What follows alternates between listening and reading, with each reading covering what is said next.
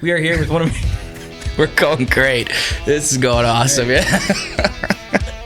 All has to stay. Absolutely. Yeah.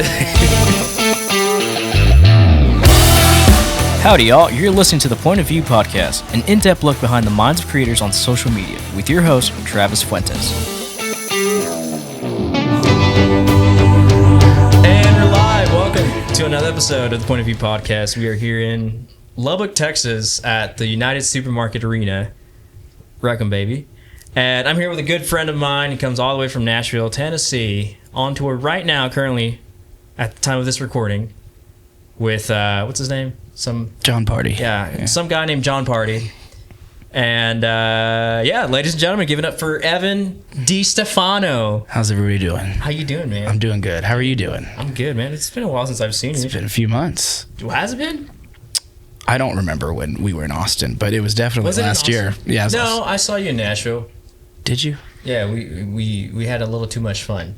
Did we go to Losers? Yeah. Sounds about right. Yeah, we had a little too much fun at Losers. When was Austin? Austin was like July.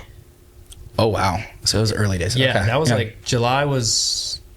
I think that was the first time I saw you with John. That was probably like the second weekend I went out with him because we did a festival in Kansas and we flew private down to do that show. I remember that. Yeah, because we couldn't take the buses. Yeah, so we were tired. But, yeah, I remember that. Will Easterwood, shout out, told me about that whole thing, and yeah, it was an ordeal. And then it was so hot that John took his boots off on stage. Yeah, and that was being streamed nationally. So I actually have a video of that where he took his boots off, and then didn't he like take his shirt off and everything too? I do believe, yes. Yeah. I think the whole band might have. Yeah. He was like, "Man, it's so fucking hot here, guys." It was hot. Yeah, I was dying. Half the band took their shirts off at that. Yeah, point. I think Billy did. Yeah. Shout out to Billy. He's from Lubbock.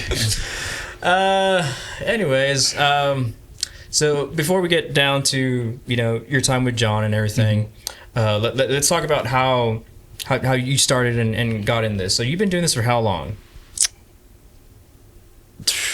11 years. 11 years. Not music, but photography. You've been doing photography for 11 years. It was my first job. Was doing shows and concerts? No, doing photography. Yeah. What was it about? I started in sports. Oh, okay. Yeah. Like, did you not know that? I did not. He didn't do his research. I did some research. Not all of it, though. I got my license and I drove to the job interview. It was an internship in high school, and I worked for the Indiana University Athletic Department. Okay, Hoosiers? Yep, go Hoosiers. Go Hoosiers. Big Hoosier. And I did that for, that was in high school, obviously. Yeah. So that was my senior internship. Mm-hmm. And then I continued that into college for about 2.5 years. 2 years. So pretty much throughout college, you were... Yeah, the end of my, mid to end of sophomore year, I stopped working for the athletic department. Wow. And then I switched over to, print journalism. But, yeah, that's right. That was my first job. Never had another job. I don't know if that's good or bad. But What'd you graduate with? Mass comm? Journalism. Yeah, journalism with a concentration in photography. Wow. Which blows my mind that they had, but they did. So. And Indiana. What made you choose Indiana? Are you from around that area? I'm originally from Chicago, but I moved to Bloomington, Indiana, which is where I was when I was 10.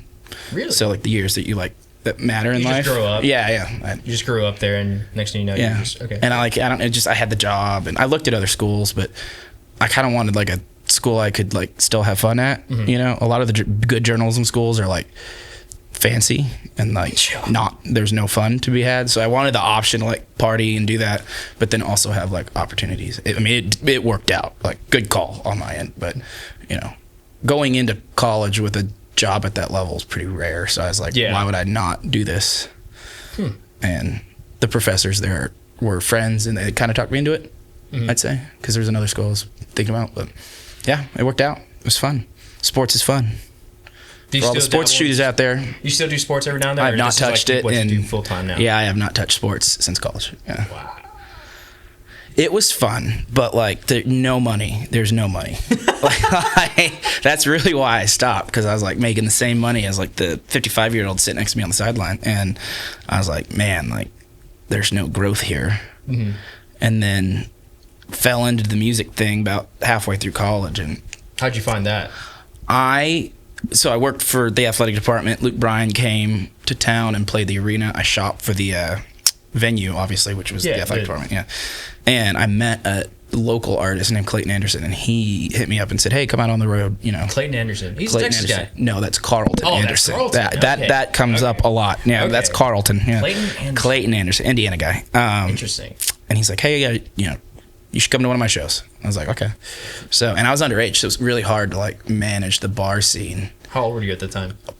19, Oh, 20, 19, 20. Yeah, something around there. Yeah, something like that. but not old enough to get in the bars legally. Had to sneak in. Yeah, Get he did. hexed He on did it. have. Yeah, there were multiple venues I had to, you know, get snuck in the back, and I'd shoot the shows. And I was like, you know what, this is fun, and I was getting paid already more than I was getting paid in sports. So I was like, okay, maybe there's something here. And then for like a year in college, I just like had fun.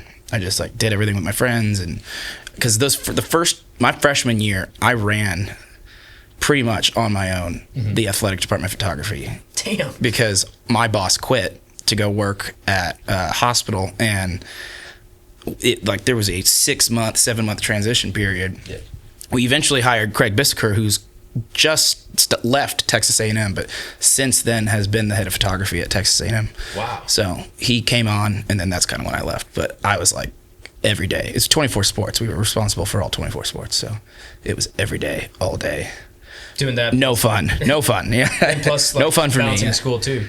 Yeah. No, I mean, they helped me out on that, like, cause like they do athletes, you know, when they're on the road. But I was just kind of like, man, I want to party. To be honest, I was like, I want to have some fun, you know.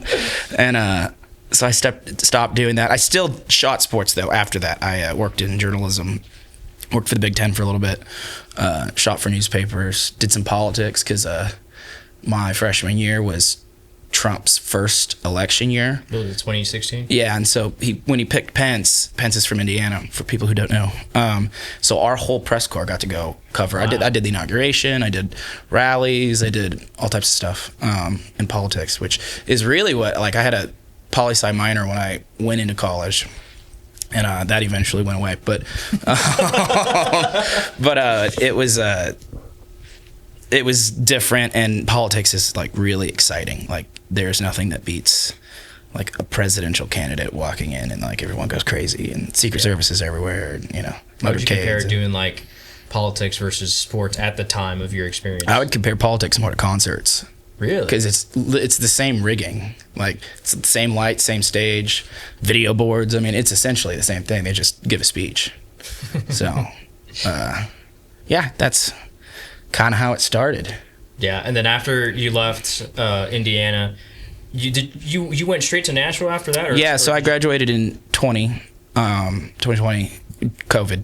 So that was my senior year, and no one really had a plan. Like, we were the front end of that. Like, and at the time it felt like the world was melting, but I think that the class under us, and definitely 2 classes under us, really were the ones that got screwed with it, where they lost that whole college experience. At least we got through most of college, and it was just a couple months. But going into the job market, you know, a lot of people just didn't know what to do. And I, at that point, we've skipped some music stuff, but at that point I had dabbled in concert photography. Like, I went out with Astro McBride, crossed paths with David Bergman, was also a sports shooter before he got into the music scene. Yeah, good old.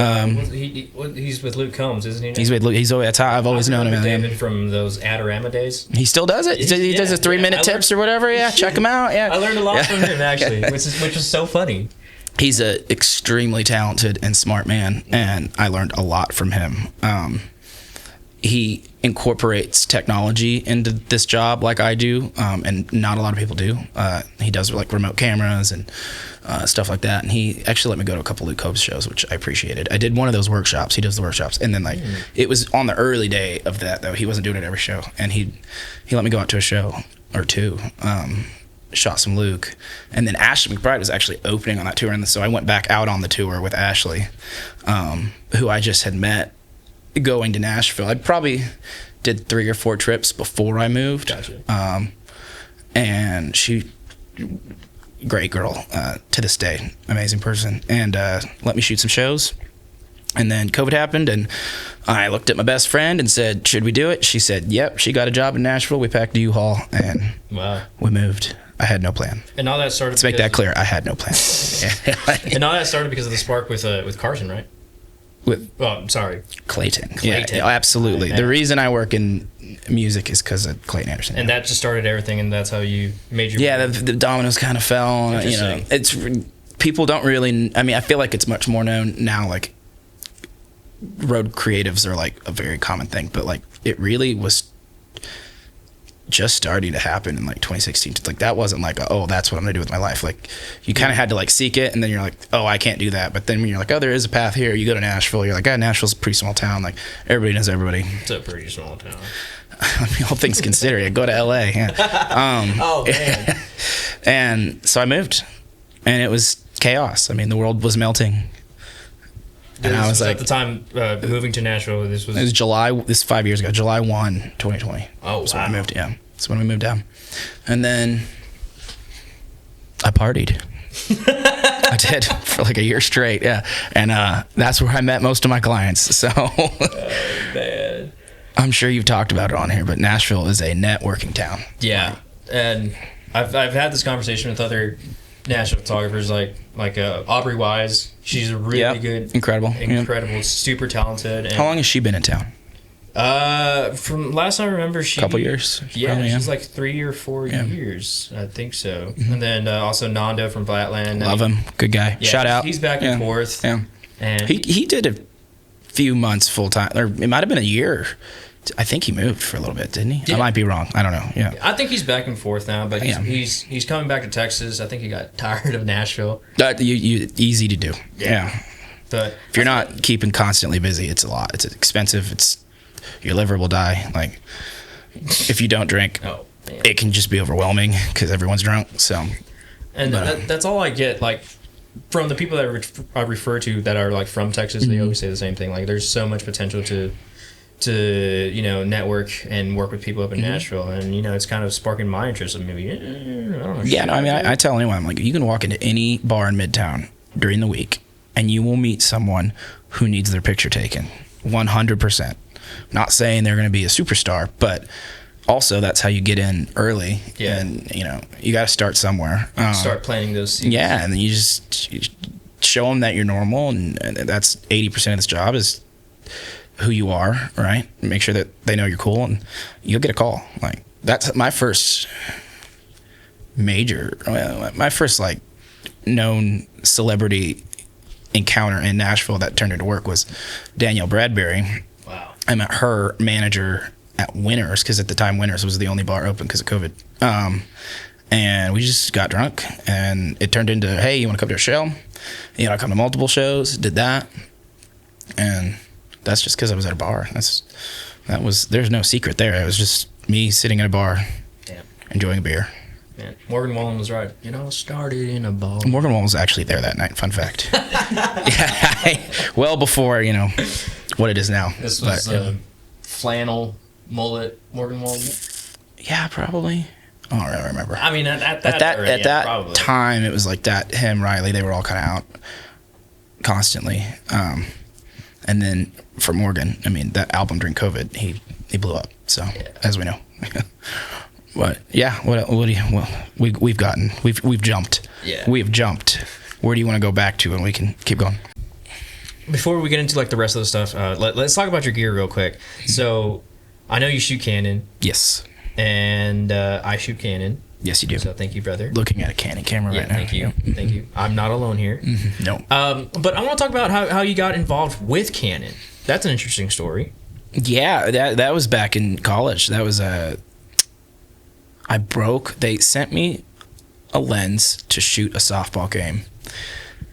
This was in high school, actually. Wow. Yeah, because it was my senior year of high school. Because I ended up getting smacked in the face with a foul ball, and it destroyed the lens and then destroyed my face. Is this baseball? Softball. Softball. Yeah, so the dugout's actually closer, and the ball's larger. And so it shit knocked me on my ass. And I got a concussion, obviously, but the lens had to go back. And because it was a loaner, like, it put me in an email and on the phone eventually with, like, a rep at Canon, and she was lovely, and she was like, well, what are you doing, like, aside from your head hurts, and you broke our lens, which obviously we fixed and paid for it to get fixed. And at the time, that was when I was like in the politics thing. I was like, oh, I'm doing all this stuff. She's like, well, do you want gear? I was like, yeah, yes, I want gear. Yeah, yes, I want gear. Because in that world, you need like 400 2.8s, 600 f4s, 200 to 400 f4s. We're talking, $12,000, $13,000, $14,000 lenses, and I was a freshman in college, so that wasn't happening. And the athletic department had some gear, but not to the level I wanted. Yeah. So they would send me gear whenever I wanted. It was awesome. What the heck? And then they closed the Chicago office, and we fell out of touch. But at that point, I was in music, and I didn't really need the help, if that makes sense. Like, I wasn't shooting that type of event. But, yeah, they would send me long lenses for those events, and that was very lucky looking back on it. Yeah. In the moment, I was like, oh, this is just... just having that rig right there. I was like 19 hauling around two, $13,000, $14,000 lenses, and it helped at the politics because it's kind of like music where you're at front of house. Like, you don't get to get in the pit, especially once Trump got elected. That was like not allowed. So you had to be far away, so you needed that long lens to get up close and personal. But I kind of switched over on my own. We started on Nikon at the athletic department I worked at, and then I said I wanted to shoot Canon. I don't know why. I actually don't know why. That was just like the decision I made. Yeah, I got a 6D, then I got a 5D Mark III, then I got a 5D Mark IV, then I got a 1DX Mark II, and then 1DX Mark IIIs, and then switched over to mirrorless when we got the R5s. Yeah, and now you run the R5 and the R3, right? I have two R5 Mark IIs, the new ones, and then an R3. Yeah, I didn't do the R1 because I think the R5 Mark IIs for what we do here is sufficient. In fact, it might be better for the video side. So. Can you get me in touch with that person, please? She no longer works there. They closed the office. Yeah. I actually did have Canon send me a lens 3 months ago. I did Billy Joel at the beginning of the year, and I did Billy Joel. Yeah. What? Yeah, I did that in February, and I didn't know what my access was going to be for that show. Like how close I was going to get. I ended up actually getting close, so I didn't really need it. But I got it, so in the case that they were like, you just stay farther back, I had the longer lens so they sent me a 200 to 400 f4, which was the first time I'd used one in a while. Those are heavy. Yeah.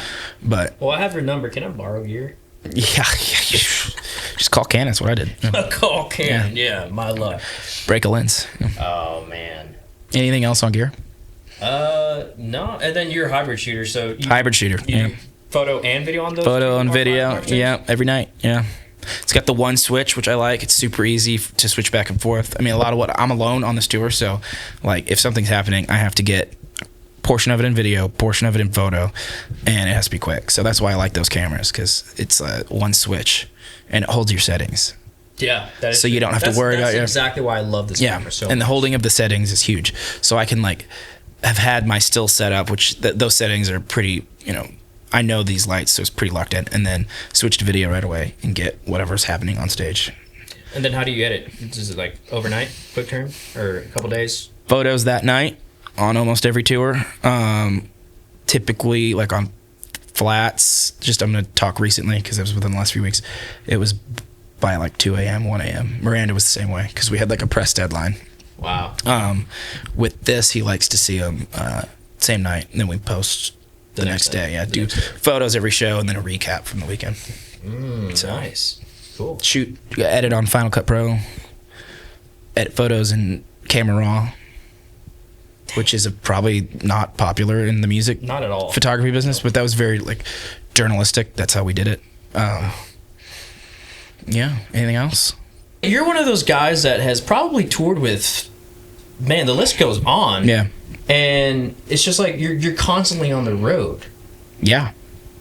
Is that just you networking out in Nashville, and then that's how? Yeah, we can. Are we on right now? That was it. Yeah. Oh, I thought we were still on our break. You see how good I am? Yeah, he's good, guys. He's good. Yeah. Pause again. I would go back to. I said Danielle Bradbury. When was Danielle? Danielle was summer 2020. The summer of 2020, and then like in 2020, you were just trying to find work. How did you survive COVID? That's the question. The government, pretty much. I mean, we were all getting checks. I don't know. that got me through, like, I had money saved up. That got me through, like, because I moved July 1, did July, August. August is when I hit up Randall. I had met Randall King. We kind of skipped this period right before COVID. It was like the 3 months before COVID where I was like, okay, I want to do the whole concert thing. So I was in Indiana. There's a venue called 8 Second Saloon, and there's a venue called the Bluebird in Bloomington, which is where I was going. And so during that period, that same guy, Clayton Anderson, shout out, hooked me up with the owner of the Bluebird. And the owner of the Bluebird was like, hey, would you like to shoot shows? We have these acts coming through. And I did not grow up listening to country. Really? Yeah, no, absolutely not. I mean, like, not at all. What'd you do? Like the only country my parents played was Rascal Flatts, if you want to count that. So we'll get to it, but yeah, full circle there. We'll get to that point.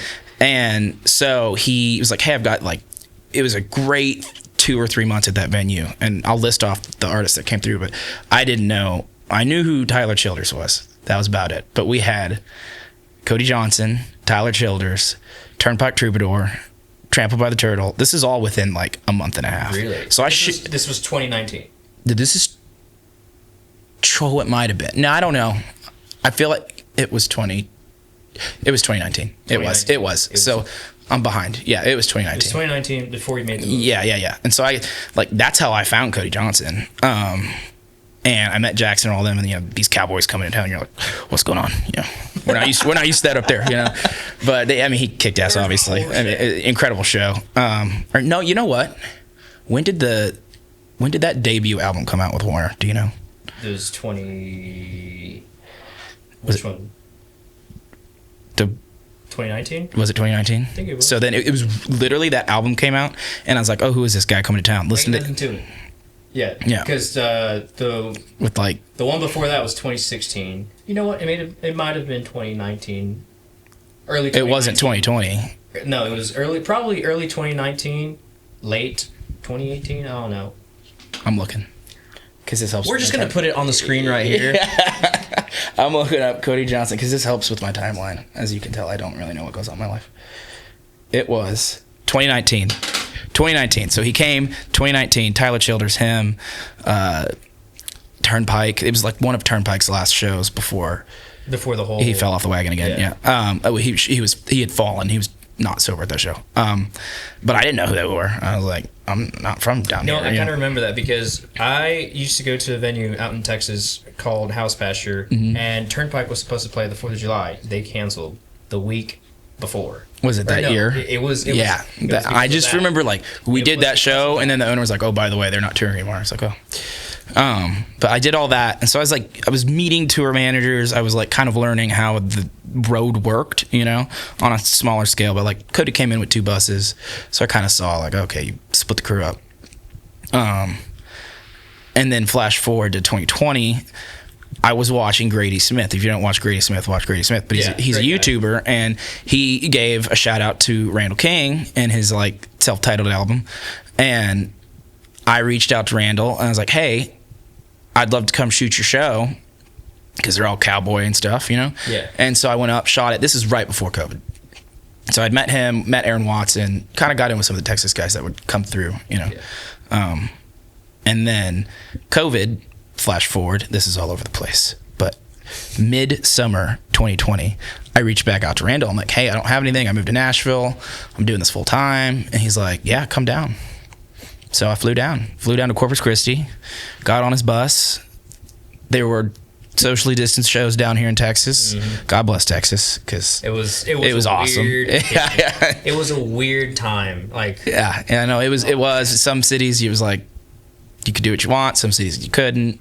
We were doing what we want. I mean, we were doing shows.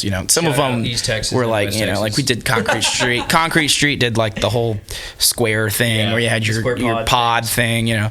But we did that, and I did shows down here. I commuted down here for a year and a half, 2 years for Randall.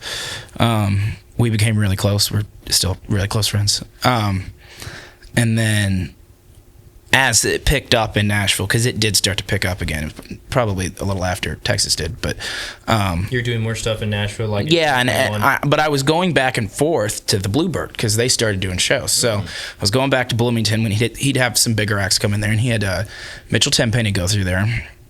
And it's on the list that I have here. And that's how I met him. So yeah, so I met him and his tour manager and got his number, and then Jordan Davis came through there. And we went out with Jordan after and met his tour manager at the time. And a few months later, things started happening. Touring started to happen again, right? So we're in 2021 now. Yeah. And Jordan hit me up. Well, his team did. He didn't. And they're like, hey, you want to come out on the road for a week? I was like, yeah. So that was like probably, it was either that or Chris Lane. Big Loud had me go out with Chris Lane for like a week. And this was when? In like the summer of This is 21. This is... Yeah, early. Yeah. Because Chris Lane would have been April of 21 because we did Tortuga. So, yeah. Gotcha. So that was like my first, other than Randall, which when I first went out with Randall, he was on like a VIP bus. I slept on the couch. I'd say Chris. Oh, the green one? Yeah, or the shorter one. Yeah, the champagne and green one? Yeah. Taylor Swift's old bus? Yes, it's Taylor. Yeah, it was Taylor Swift's old bus. Yeah. Fun fact. It's like Taylor Swift signed something. It's still on there. Yeah, fact, that was Taylor the bus. Swift Yeah. Randall had. I don't know where it went. I don't know if he still has it or not. But he had Taylor Swift's old tour bus. Yeah. Bus, which is crazy.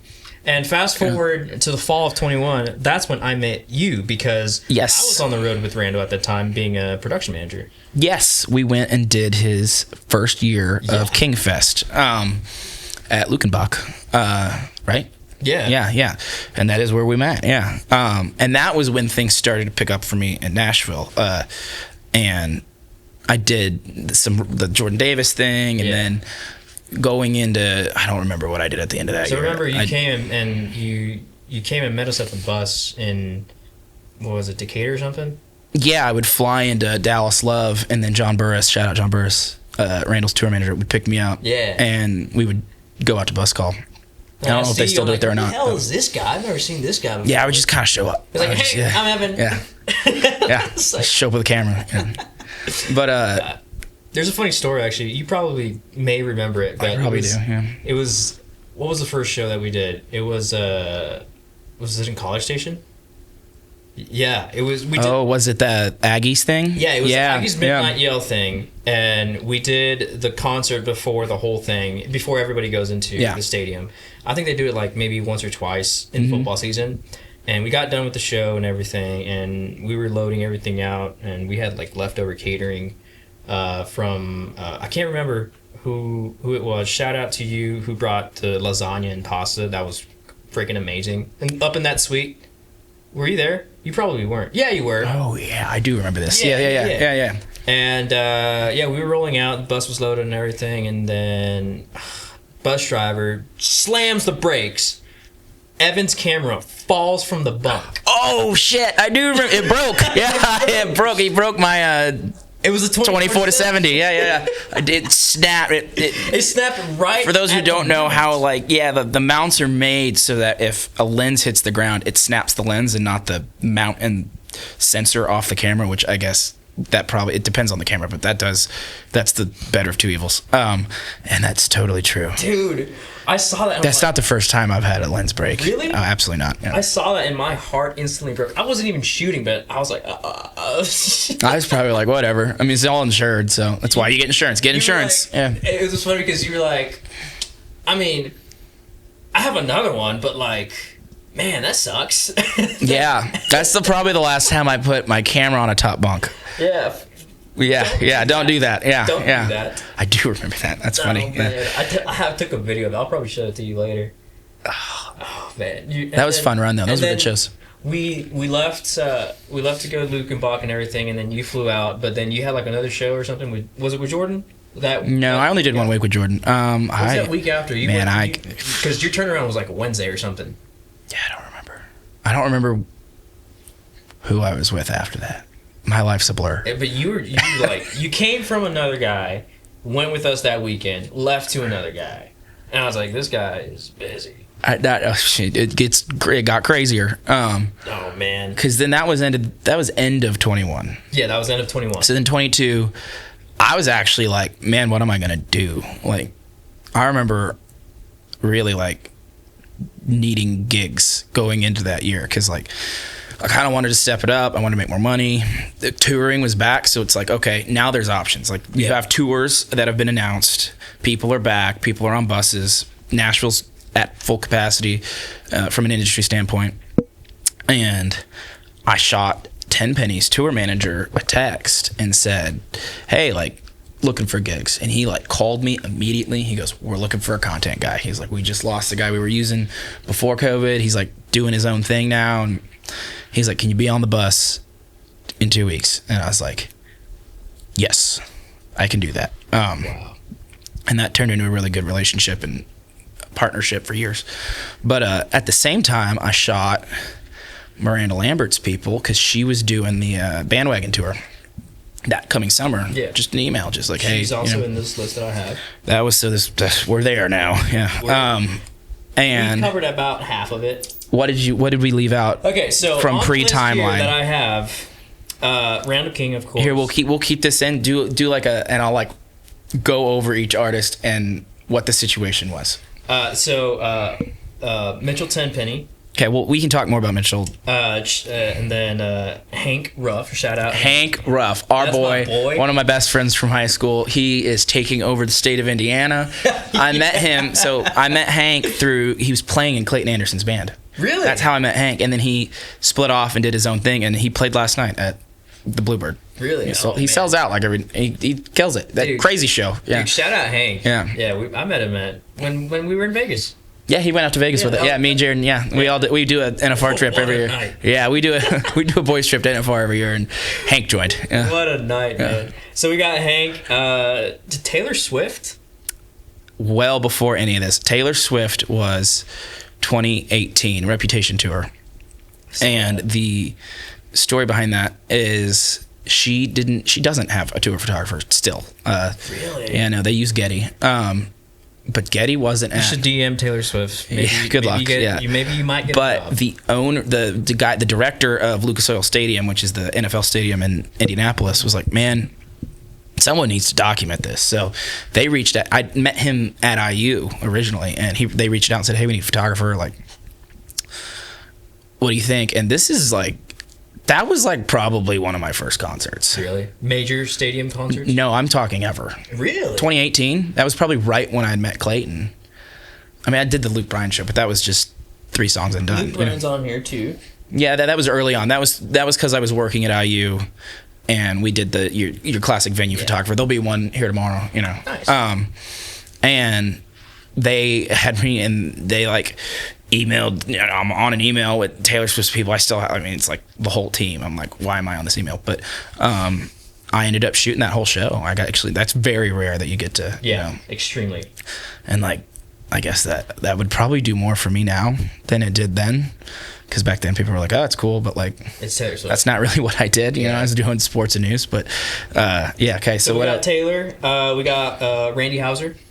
Oh, Randy was a 2023. 2023. You were full time with him for a while. No, not full time, but I still to this day go out with him. He was opening. It was Cody Johnson, Randy Houser, Randall, and I was like, okay, I want to go do these shows with Randall, but I also want to like, how can I can make more money if I do both? So I reached out. Every photographer does, and it's the only time I've ever done 2 acts in one night, and it was a lot. It was a lot of work. But I did Randy Houser and Randall. And if you've not seen Randy Houser, go see Randy Houser. Great. Yeah. One hell of a country show. Yeah. He is a talented man. One of the most powerhouse voices out here right now. One of the nicest guys ever also. So we got Randy on there. We already talked about Luke Combs, how you did that with... the Bergman stuff. Bergman. Yeah. And then Miranda, we already discussed that. Well, we actually didn't go into that tour. We have not. I've not told you. All I said was because I know I emailed Miranda's people. Yeah, you disappeared for a while doing that Miranda tour. Yeah, so that was 22, and I get on the bus to start with Mitchell Tenpenny. We do his it was like a trial weekend, right? And I like get in my bunk at bus call, and I get an email from Miranda's team, and they're like, yeah, here's the dates, like come out on the tour. And I was like, my goodness, like I need to like figure this out, because at that point I probably had committed to some shows, like how can I swap with this? But I ended up doing 3 or 4 weeks on that. Miranda, it was the bandwagon tour, so it was like Miranda, Little Big Town, Cadillac 3.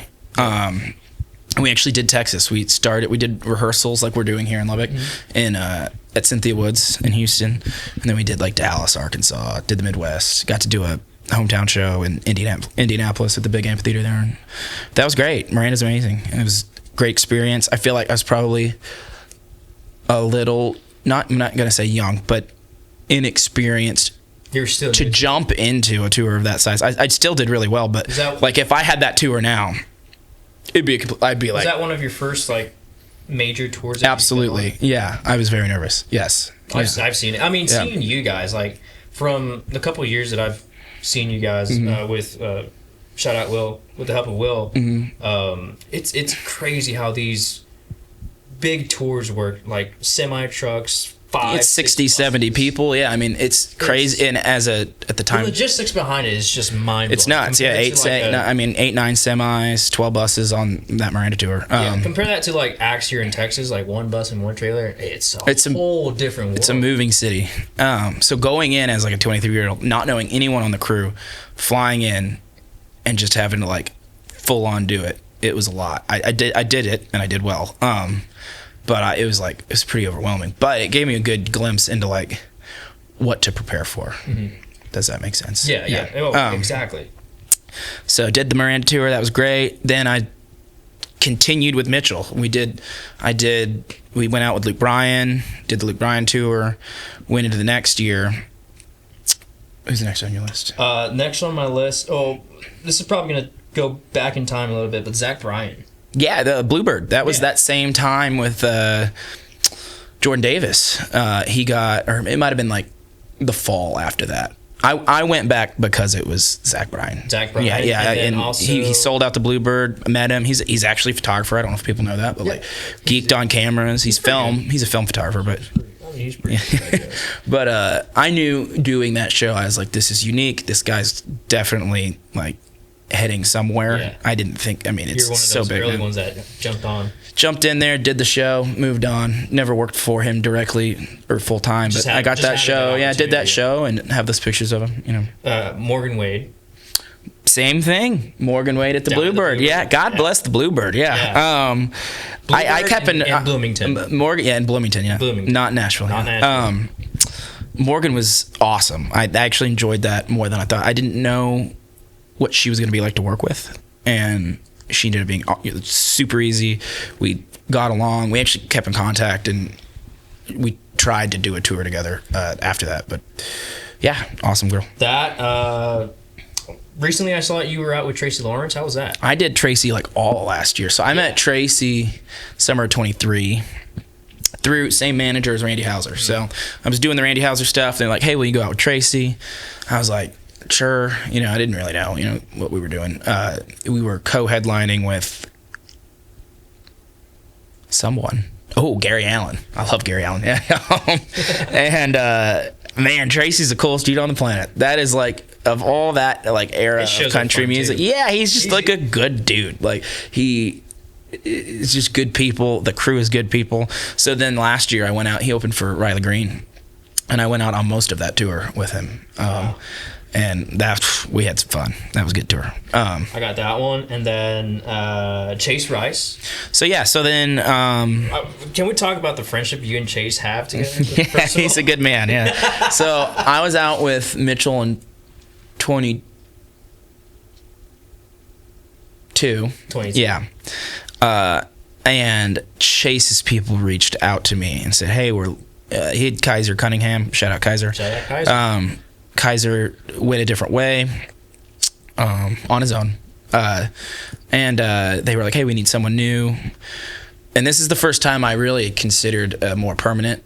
Up to this point, as you can tell, I was jumping around a lot. And I liked that. I liked having different acts, either every couple weeks or every month, because you learn so much from being on different teams, right? But they came to me with an offer, and it wasn't like full time, but it was committed. That's how I would put it. It was committed. And I jumped on. I was like, sure. I didn't know what Mitchell's plan was at that time. Like, they hadn't figured it out. So I was like, you know what? I'll jump on, and didn't know what to expect, and had the time of my life. That was like my true touring year. So that was like, we did a headlining tour starting in 23, hit pretty much every city in America. And then we went out. I mean, I worked for him until a year ago, pretty much. Wow. So what would that have been, like a year and a half, 2 years with him almost? Yeah, year and a half. Before you jumped on. Probably a year and a half. Yeah. Yeah, probably a year and a half. Yeah. We did the Jelly Roll tour. We did the Dierks Bentley tour last year. We did Old Dominion. That was a blast. Those are great guys. And then just at the time of our life, he's just a great guy. Chase Rice, good man. Yeah. And we really got along. We did. Yeah, you guys built were friendship. Best friends at that point. Yeah, we were still traveling the country together. Yeah, I mean, that was the first time I was on an artist's bus too. That was my first experience with that, where like the crew was on one bus and it was me, him, tour manager, production manager. How would you describe the difference between the buses, if you can describe it? Yeah, like physically or just like the experience. Experience-wise, yeah.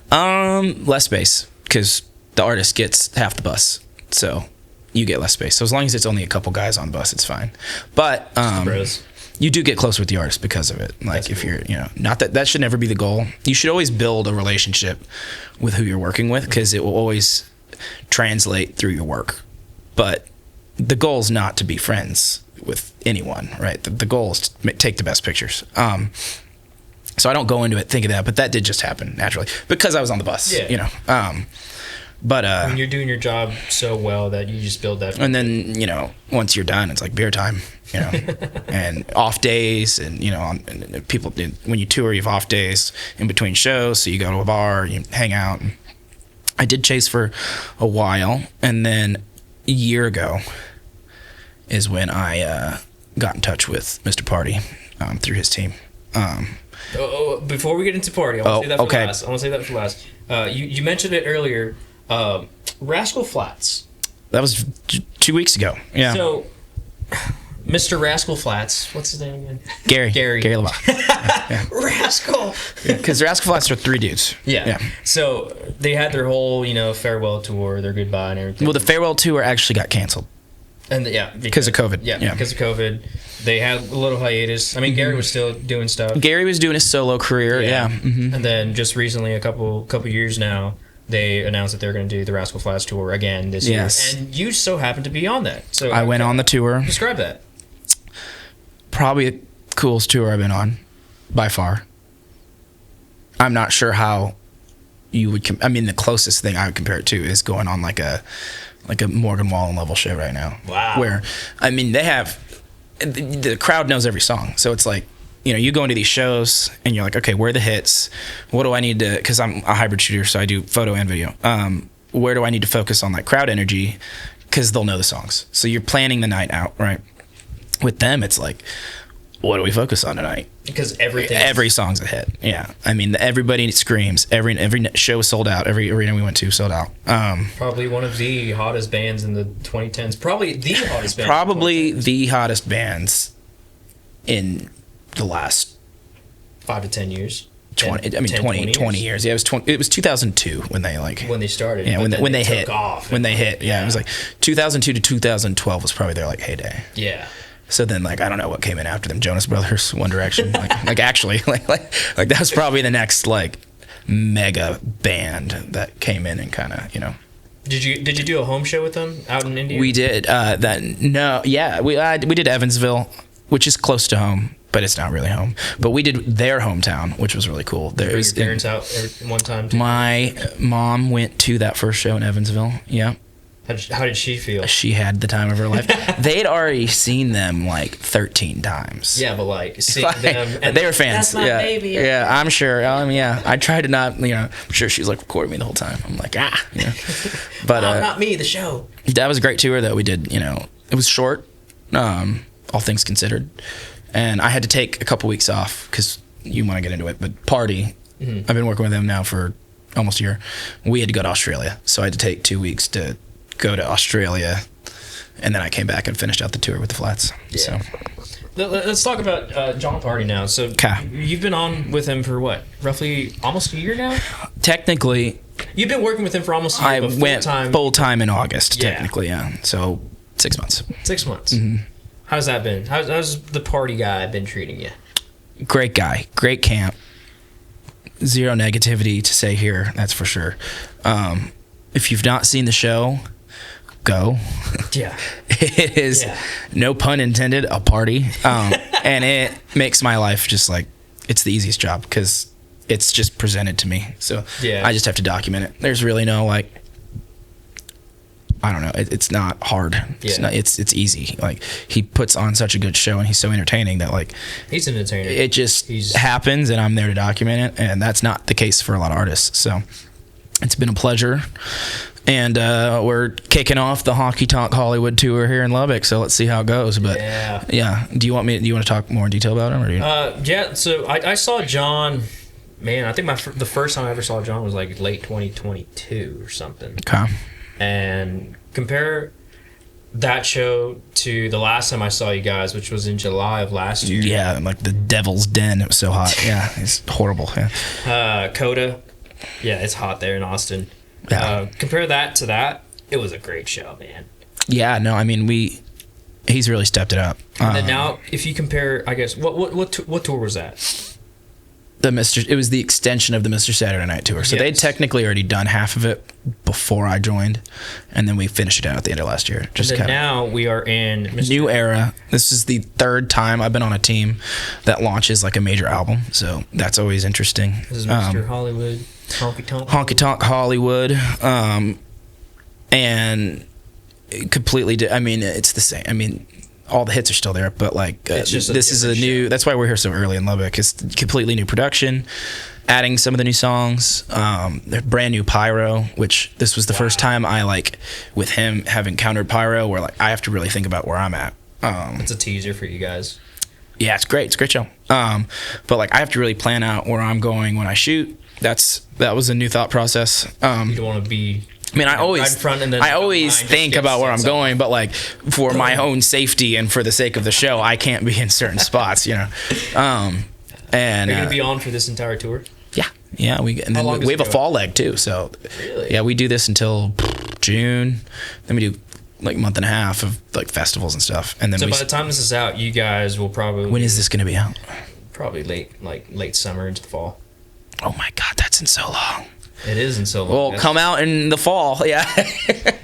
we're hitting, you know, I don't remember where we're going in the fall. It's like, it's out. I mean, it's public. Yeah, we'll put it up on here. Indy, we're doing like the Midwest. Well, we're doing Indy on this. We're doing like more Midwest, East Coast, because we really didn't do the East Coast on the last tour.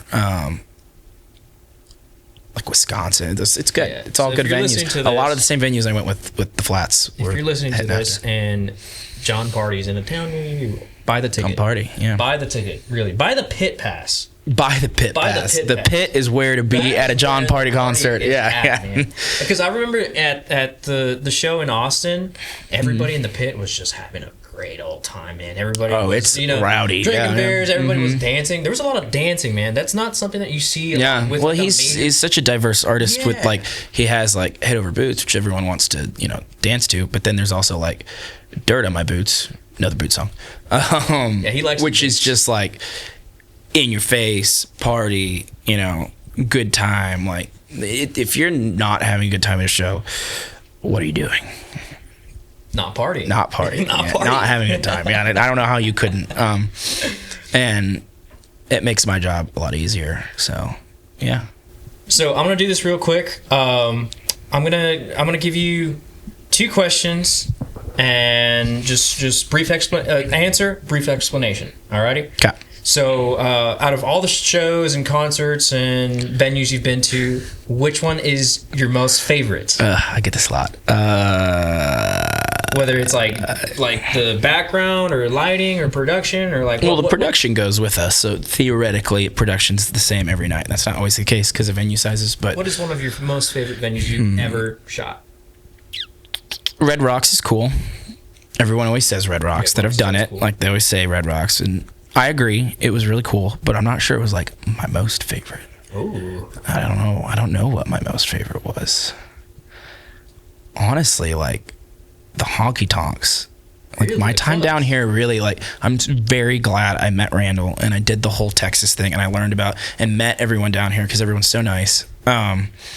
Probably like Billy Bob's might be a very generic answer down here, but it is a very, if you're going to look at it from like a national or international perspective, it is unique. Like it is a unique place. People hate the way it sounds, I know, and stuff like that, but like it's great. And I've done a GA crowd there, which is rare. Yeah, and when you do a GA crowd there, it is so much fun. What is the cap there? Like 8,000 or something? No, I think it's like 4 or 5. With the GA?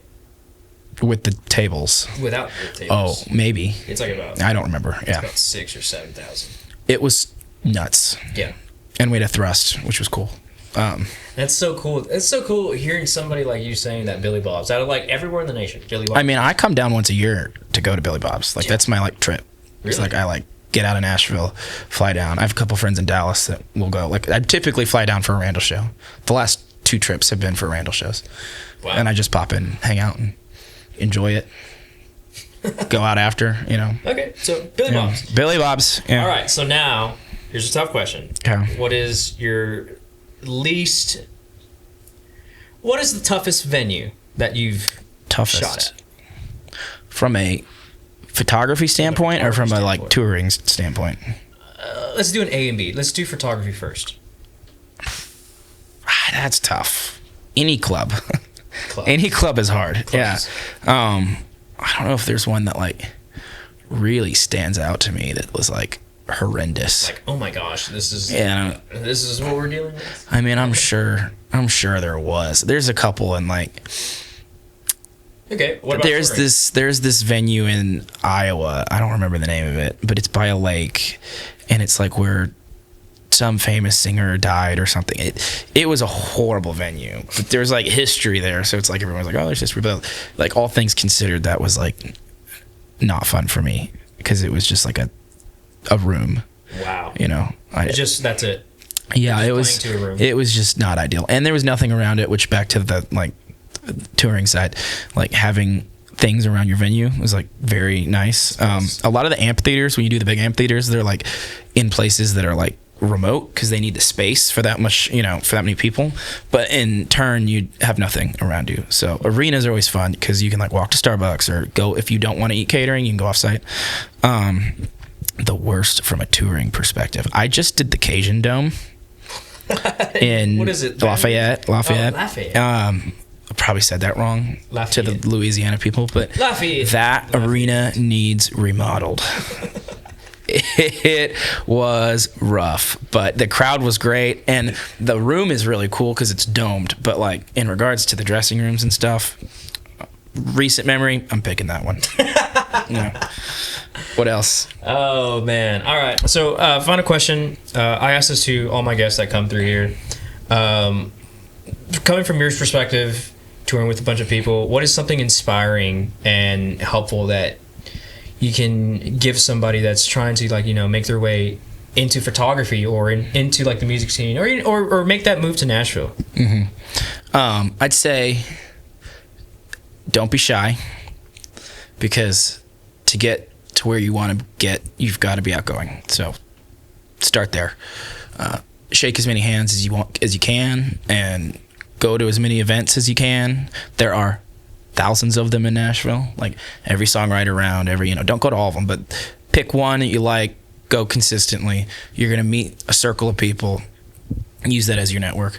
And then don't take anything personally. It's a cutthroat town, and it's a roller coaster, especially with this job. And sometimes decisions are made from teams and from people high above that have nothing to do with you. So if you lose a gig or, something happens where, it might not be as positive, don't let that stop you.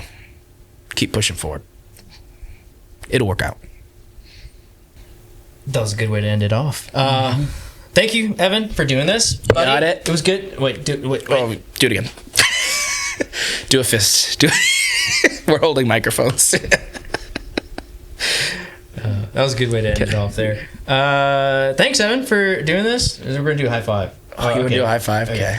You got it, buddy. Thank you, Evan. Thanks for having me on. It's pretty cool. I finally got a chance to wrangle you and, get you off. Hopefully I didn't ramble too much. No, I got you off from your busy schedule, but cool. All right, guys. So this has been another episode of the Point of View podcast. If you're liking what you're listening to, go ahead and save us on your streaming platforms. You can follow us on Instagram at Travis.Fuentes. Evan, you want to plug your stuff in? It's just Evan_DiStefano. DiStefano. DiStefano. DESTEFANO. DiStefano. Yeah. Everyone says it different. Follow him. Care. He has some great work. And Evan, do you have a song you want to send us off with? He prepped me with this. Yeah. And I was like, we're in Texas. Okay. Current favorite Texas artist, beside Randall, shout out Randall, is William Beckman. So let's do Bourbon Whiskey. Bourbon Whiskey. Good song. By William Beckman. I love that guy. He's a good guy. I grew up with him. Did you? I did. Really? He's my neighbor. Del Rio? Yeah. Really? Well, Play it. We'll see you guys next time. Well, you said it's over.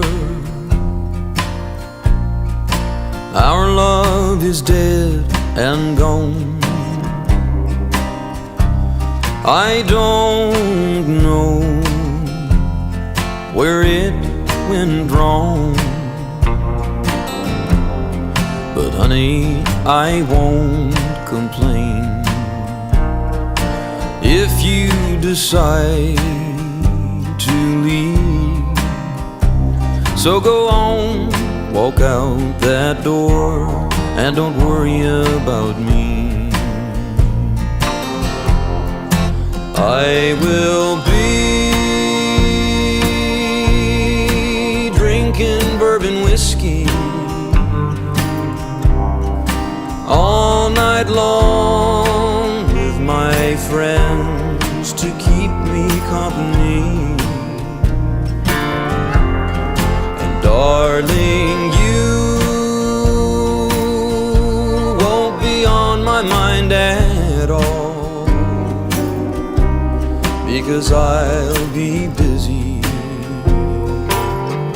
drinking bourbon whiskey. Pack your belongings and go back to Cleveland. Forget about me and enjoy your freedom. Just don't call me to say you're sorry and you miss me, because I won't listen. I'll be drunk off bourbon whiskey. I will be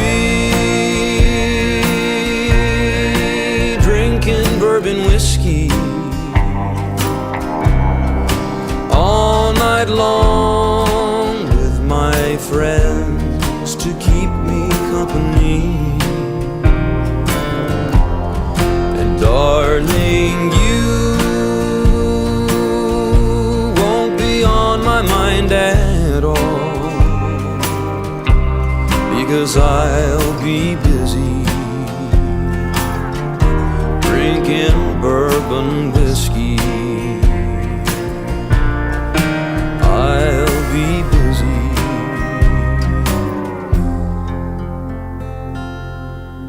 drinking bourbon whiskey.